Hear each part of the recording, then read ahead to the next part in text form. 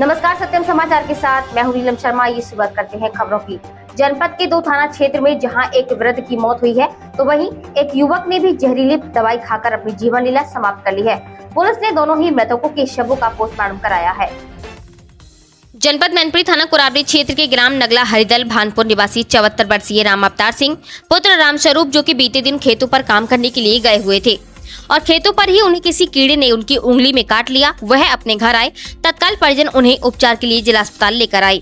अस्पताल में चिकित्सकों ने उपचार करने से मना कर दिया और उन्हें सैफई मेडिकल कॉलेज के लिए रेफर कर दिया। सैफई मेडिकल कॉलेज जाते समय रास्ते में उनकी मौत हो गई। परिजनों ने अस्पताल में स्टाफ पर लापरवाही का आरोप लगाया है और लापरवाही के चलते वृद्ध की मौत होने की बात कही है। जो मृतक है कौन है आपकी? ये हमारे ताऊ जी। क्या नाम है इनका? कहाँ के रहने वाले?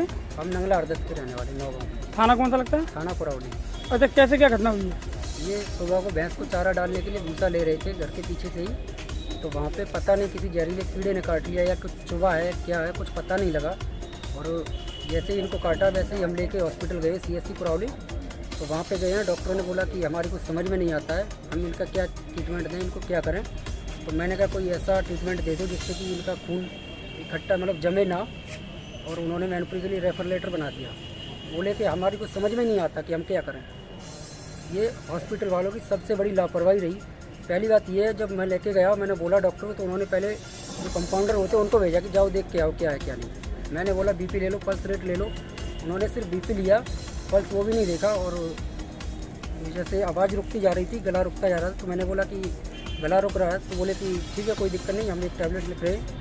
तो उन्होंने एक कैप्सूल दिया, बोले कि ये कैप्सूल इनके जीभ के नीचे निचोड़ दो, जिससे इनका BP हाई है वो कम हो जाएगा, उसके बाद हम ट्रीटमेंट देंगे। तो मैंने कहा ठीक है, मैंने वो कर दिया। उसके बाद में जो इनके मुंह से लाल कलर का लाल टपक रहा था, तो मैंने कहा देख लो चल के ये क्या हो रहा है। तो बोले ठीक है कोई दिक्कत नहीं, वो कैप्सूल खिलाया। ये कितनी देर तक वो रुके थे वहाँ पर? वहाँ पे लगभग 20 मिनट 25 मिनट लगभग रुके होंगे। उस बीच में उन्होंने कोई भी संतोषपूर्वक ट्रीटमेंट नहीं किया? कोई भी संतोषपूर्वक ट्रीटमेंट तो छोड़ो, उन्होंने देखा भी नहीं है ढंग से। ठीक है, उन्होंने एक डेक्सा बोले कि लगा दो। फिर मैंने जब उन्होंने ज़्यादा रिक्वेस्ट की, मैंने कहा देख लो कुछ हो जाए, तो उन्होंने एस्पिरिन टैबलेट दे दी 2।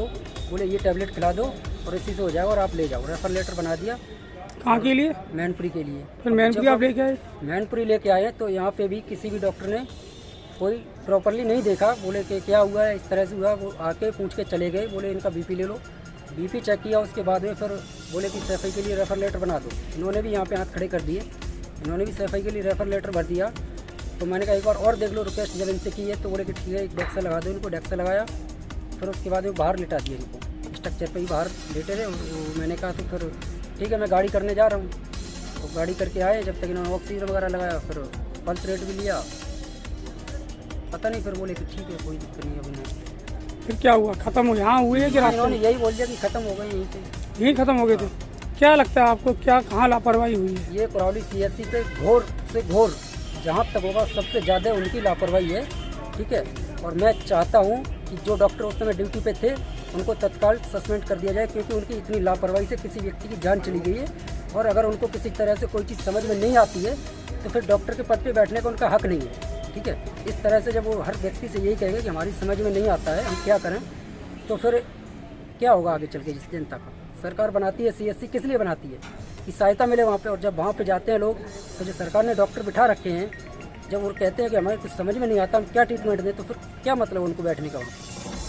जहाँ तक संभव हो उस डॉक्टर को वहाँ से हटा दिया जाए, बिल्कुल भी तत्काल सस्पेंड कर दिया जाए उनको सदा के लिए। क्योंकि जिस डॉक्टर को बीमारी समझ में नहीं आती तो वो ट्रीटमेंट क्या करेगा उसका? नाम मालूम है डॉक्टर का आपको? नाम मुझे नहीं पता है। ठीक है, किस समय की घटना है? मैं 8 से 8:30 के बीच में गया हूँ शायद, मैंने टाइम नहीं देखा एक्चुअली। उन्होंने शायद 8:20 का एंट्री किया अपने रजिस्टर में। कल रात में? आज सुबह मॉर्निंग। आज सुबह? हाँ जी। ठीक। वहीं दूसरी घटना थाना भोगांव क्षेत्र की है। यहाँ के रहने वाले 27 वर्षीय अभिषेक कुमार पुत्र खुशीराम ने अपने घर में जहरीले पदार्थ का सेवन कर लिया और अपनी जीवन लीला समाप्त कर ली। अभिषेक ने आत्महत्या उस समय की जब घर पर कोई नहीं था, सभी लोग दूसरे मकान पर थे। दोपहर में जब परिजन घर आए और उन्होंने नजारा देखा तो उनके पैरों तले जमीन खिसक गई।